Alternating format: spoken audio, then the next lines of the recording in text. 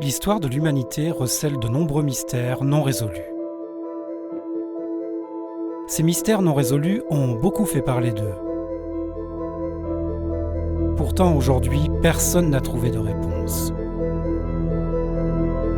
Voici une nouvelle histoire insolite et non résolue. Le bateau fantôme Marie-Céleste.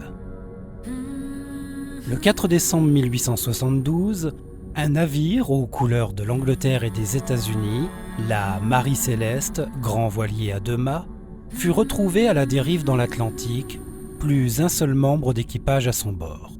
Pourtant tout semblait fonctionnel sur le bateau et le cargo était intact à l'exception d'un canot de sauvetage utilisé, semble-t-il, de manière ordonnée. Mais pourquoi ? Nous n'en saurons probablement jamais rien, aucun marin n'ayant survécu. En novembre 1872, la Marie-Céleste quittait le port de New York à destination de Gênes, en Italie.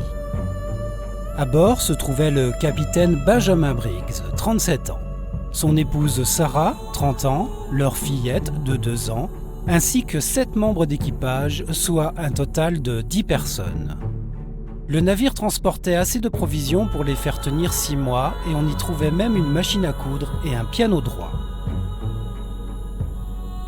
Le 4 décembre 1872, dans l'océan Atlantique, à 600 milles au large du Portugal, le Dei Gracia, un 3-mâts de commerce américain, commandé par le capitaine David Reed Burroughs, fend joyeusement les flots de l'Atlantique en route pour l'Europe.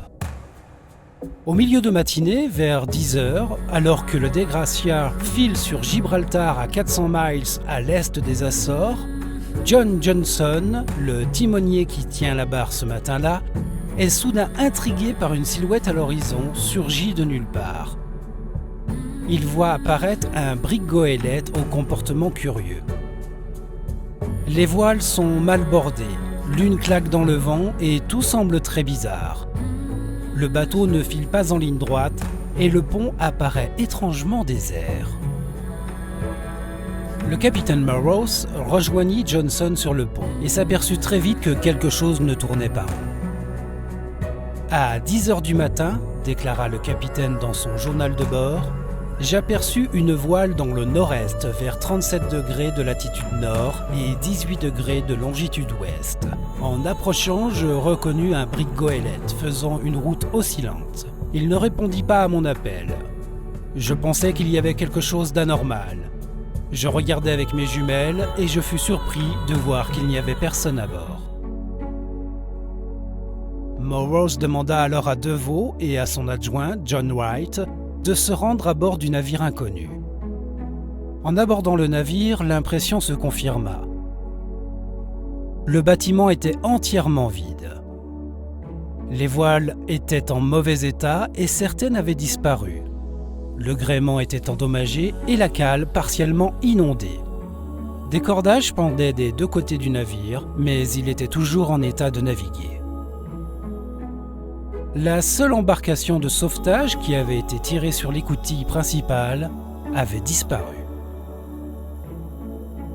Sa cargaison d'alcool, dénaturée qui consistait en fût d'esprit, n'avait pas été touchée. Les ustensiles de cuisine étaient bien rangés et aucun repas n'était servi ou en cours de préparation. Les provisions étaient abondantes. Une cabine qui avait dû être habitée par une femme et son enfant n'avait pas été pillée. Tout y était à sa place. Une petite fiole contenant de l'huile était posée sur une machine à coudre. Sur une table, on voyait une pelote de coton et un dé qui n'étaient pas tombés à terre. Tout était quasiment intact, tout comme l'intérieur des cabines, mais aucun membre de son équipage ne fut retrouvé. Le livre de bord découvert dans la cabine du second capitaine était daté du 25 novembre à 8 heures, soit 9 jours auparavant. Il indiquait que la Marie-Céleste se trouvait à environ 74 km, environ 40 miles, au sud-ouest de l'endroit où elle fut découverte, non loin de l'île Santa Maria dans les Açores.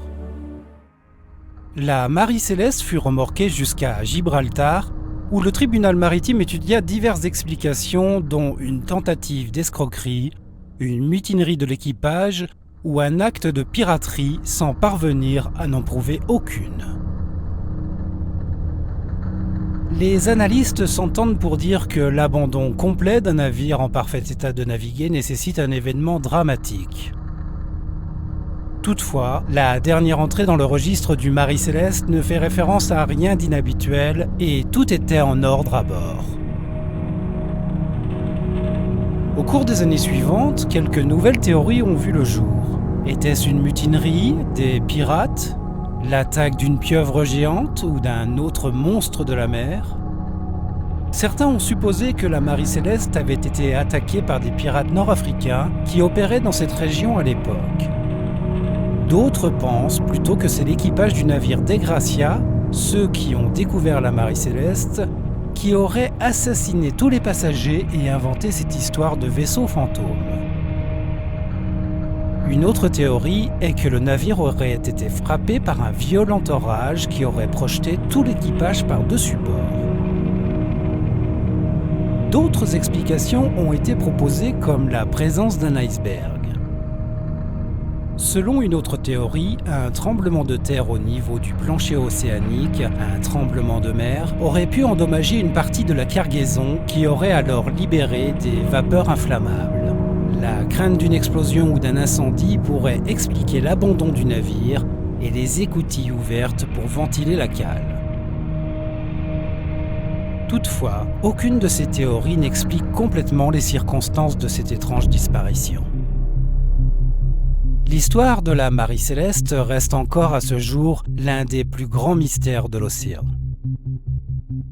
C'est ainsi qu'en 1872, le navire Marie Céleste est entré dans la légende noire des mers, celle des vaisseaux fantômes, ces bateaux condamnés pour l'éternité à errer sur les mers.